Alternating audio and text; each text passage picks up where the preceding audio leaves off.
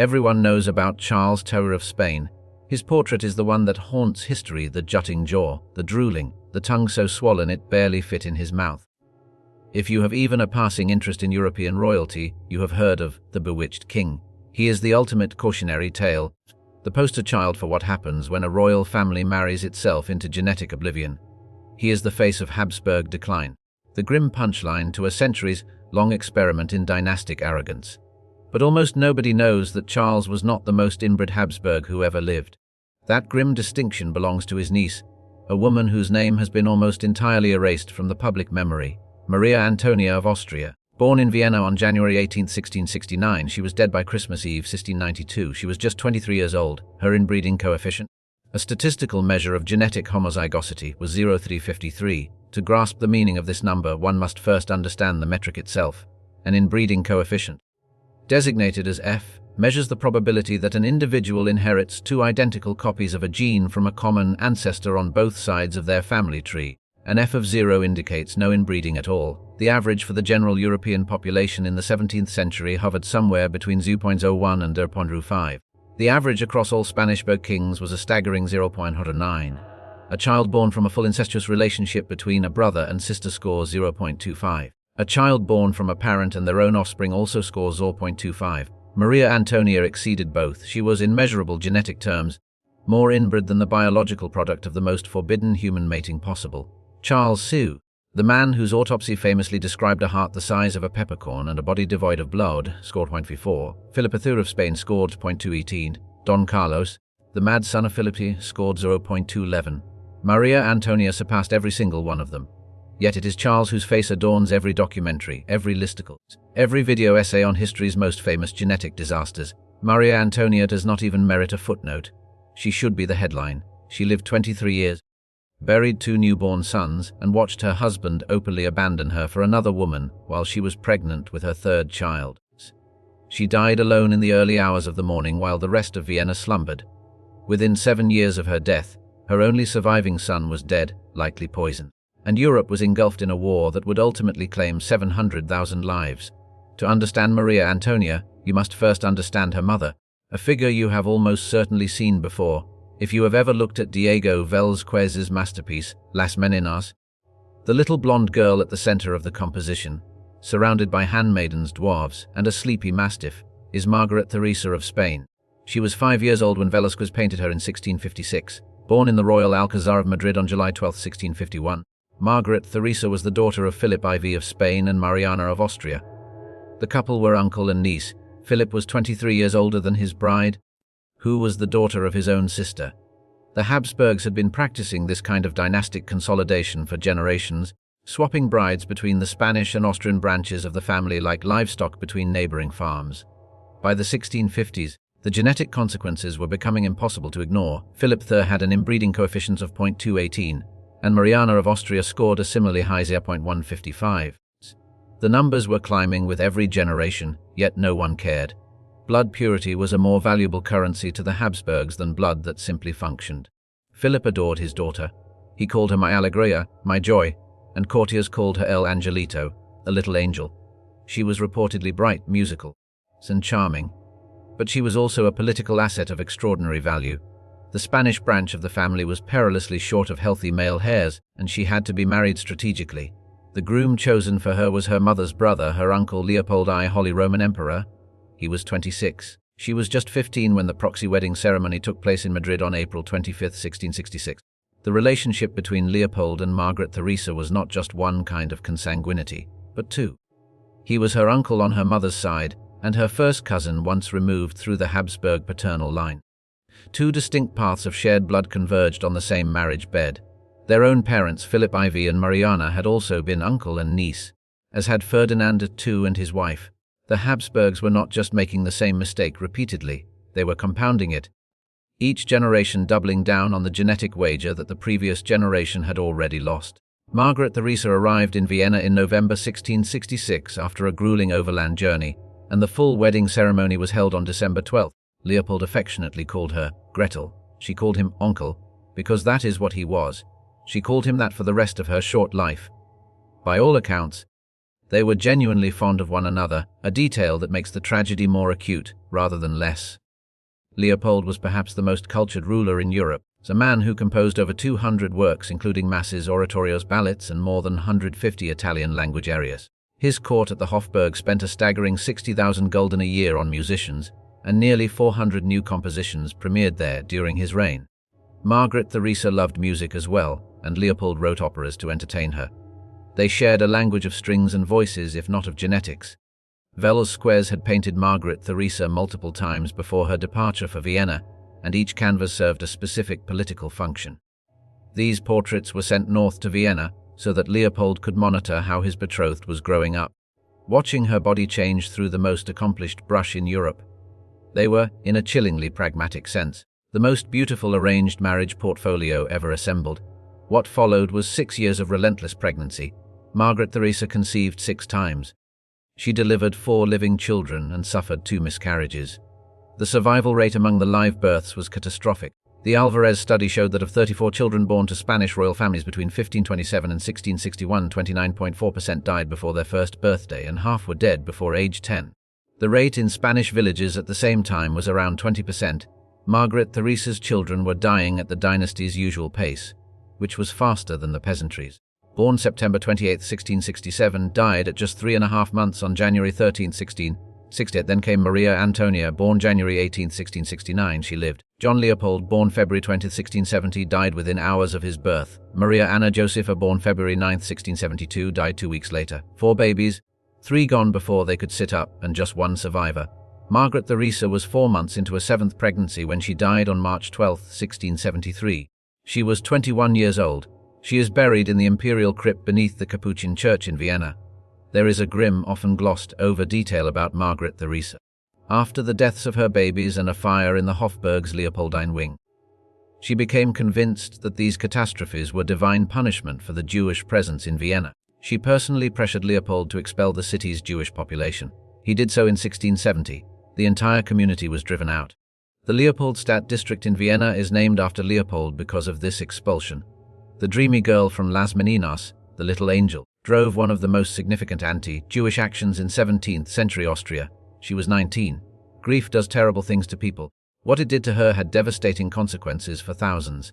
Maria Antonia was 4 years old when her mother died. She was the only surviving child. Her father, the emperor who had composed operas for his only Margarita, remarried within 4 months. His new wife was Claudia Felicitas of Austria. Claudia lasted 3 years, producing 2 daughters who died in infancy before succumbing to tuberculosis at 22. 2 wives dead before their mid-20s.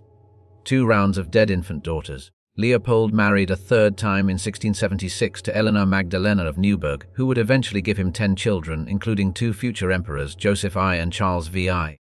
Maria Antonia had gone through 3 mother figures by the age of 9, learning to be invisible in her own home amidst a revolving door of grief and remarriage. Her first half-brother, Joseph, was born in 1678, and his arrival instantly demoted her on the imperial succession. For nearly a decade, she had been the most valuable person Leopold possessed, the daughter of his dead wife, the heiress to Spain. When Joseph arrived, she was no longer essential. She was still useful as a marriage piece, but she was no longer the center of the dynastic universe. Contemporaries describe her as introverted, serious, religious, reserved, and musical like both her parents.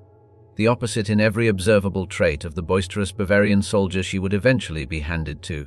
The question of whether Maria Antonia showed physical signs of her extreme genetic compression deserves a direct answer. She did not, or at least none that anyone bothered to record. Consider the contrast with her uncle, Charles Siquin. Charles's jaw was so deformed he could not chew solid food.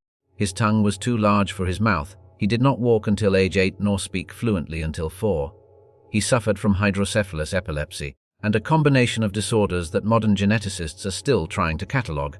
When he died in 1700, his autopsy described a heart the size of a peppercorn, a single testicle black as coal, and a head full of water. Maria Antonia, with a higher inbreeding coefficient than Charles, showed none of this on the surface. She was articulate, capable, and physically ordinary enough that nobody thought it worth documenting otherwise. The 2009 Alvarez study offers an explanation for this contradiction. Inbreeding does not always express itself as visible deformity. The genetic load can concentrate in the immune system, in reproductive capacity, in the ability to survive the trauma of childbirth. Maria Antonia's body held together on the outside, but everything underneath was compromised. Her obstetric history would prove that. She was 14 years old in the summer of 1683 when the Ottoman army of Kara Mustafa reached the walls of Vienna.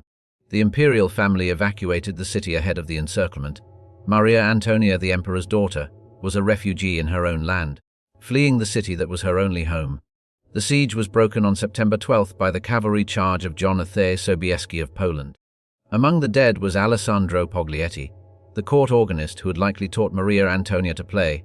He was killed in the fighting. She returned to a Habsburg scarred by bombardment and bereft of one of the few people who had nurtured her soul.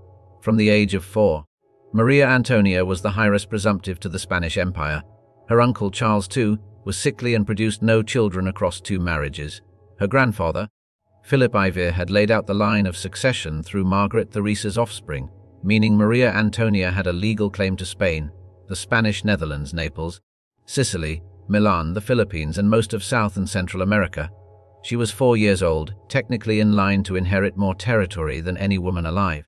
At age 6 in 1675, she had proposed as a bride for Charles II himself, her own uncle. He turned her down, not on moral grounds, never on moral grounds, but practical ones. He wanted a bride old enough to produce heirs quickly, and a 6-year-old would require a decade of waiting. That is how this family thought about its women in terms of timelines and fertility windows. Leopold, however, had no intention of letting Spain fall to his daughter. He wanted it for his sons. This is the pivot that turns a family tragedy into a European catastrophe. In 1685, as a secret precondition of her marriage to Maximilian Emanuel, Elector of Bavaria, Leopold forced his 16-year-old daughter to sign a renunciation of all her Spanish claims. She signed them away in favor of her half-brothers, Joseph and Charles. The Spanish Council of State found out and refused to recognize the document, declaring it an extortion signed by a minor. That rejected piece of paper is one of the direct legal triggers of the war that came later. The wedding took place on July 15, 1685. Maria Antonia was 16. Maximilian Emanuel was 23. He was called the Bleu Kurfürst, the Blue Elector, for his uniform. He was charismatic, ambitious, and a gifted battlefield commander who had been a hero of the Ottoman siege. He was everything Maria Antonia was not: loud, physical, extroverted, comfortable in the field. The marriage was political, not personal. The match was miserable. Every source that touches on it arrives at the same conclusion: they had nothing in common. He was a warrior and a charmer, she was devout, withdrawn, and serious. They occupied the same household the way furniture occupies a room, present but unconnected. Maximilian's affairs were notorious, and the Countess Konitz was the name most consistently attached to Maria Antonia's misery. When Maximilian was appointed governor of the Spanish Netherlands in late 1691 and departed for Brussels, he took the Countess with him openly. Maria Antonia was pregnant at the time with her 3rd child. Her husband left for another country with another woman. She returned to Vienna to her father's court. To the Hofburg where she'd been born, she went home because she had nowhere else to go. The pregnancy was her 3rd in 3.5 years. Leopold Ferdinand, born May 22, 1689, was dead within days. Anton, born November 19, 1690, was dead at birth.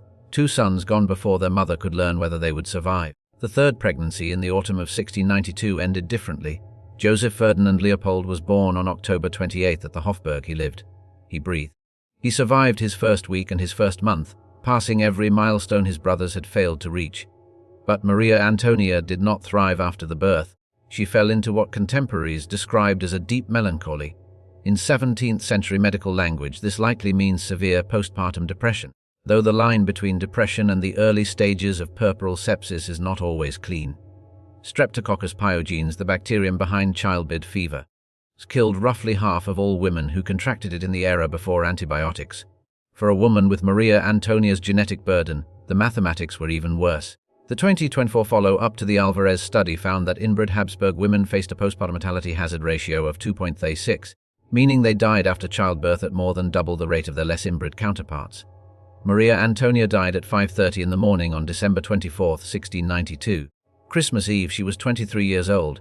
Her son Joseph Ferdinand was just 8 weeks old.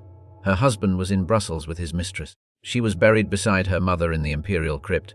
She had lost Margaret Theresa at age 4. She was reunited with her at 23. Her sarcophagus is unusual even by Habsburg standards. The lid is steeply sloped, crowned with a crucifix, and at its foot a stark skull with crossed bones. Her monogram, Mamacib, is etched on the sides: Maria Anna Kurfürstin in Bayern, Electress in Bavaria. The Latin inscription reads like accidental poetry.